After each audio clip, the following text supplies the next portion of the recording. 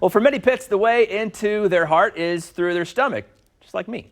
But what many pet owners may not realize is that the key to their overall health also lies in the gut. Dr. Emily Cross is a veterinarian at Purina. She's back to talk about why gut health is so important for our pets and how a gut feeling can change the way your dog or cat behaves. Let's start off with a Q&A with when most pet owners think about their pet's gut health, they're thinking about things like upset stomachs or hairballs. But you say that gut health is much more than what is coming out. Please explain that.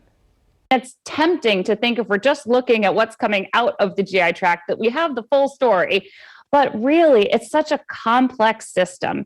And I think it's very important to understand, for example, that 70% of a dog or cat's immune system is located in the gut. And also that there are billions of organisms, bacteria and fungi and viruses that live in the intestines. It's called the microbiome.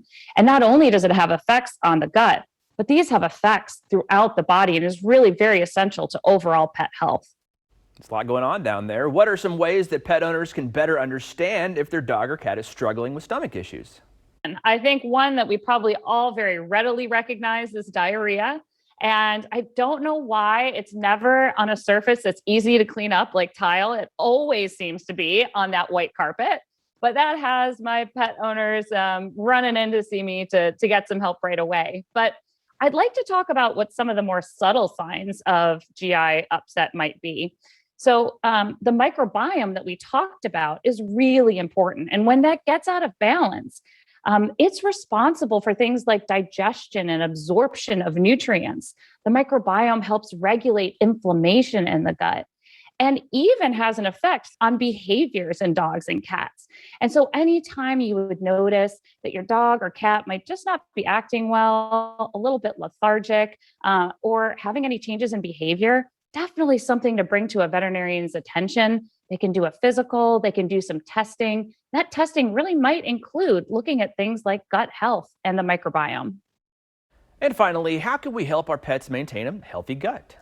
Well, I think first, let's start with nutrition, a passion of mine.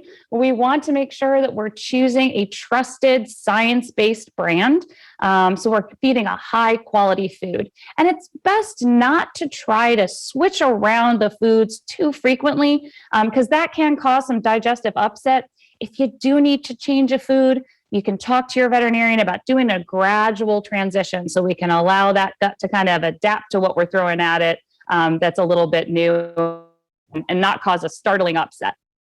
Some great information there. Thank you for those tips. You can get more expert pet advice on health, nutrition, behavior training from the team at Purina Pros at purina.com/expertise.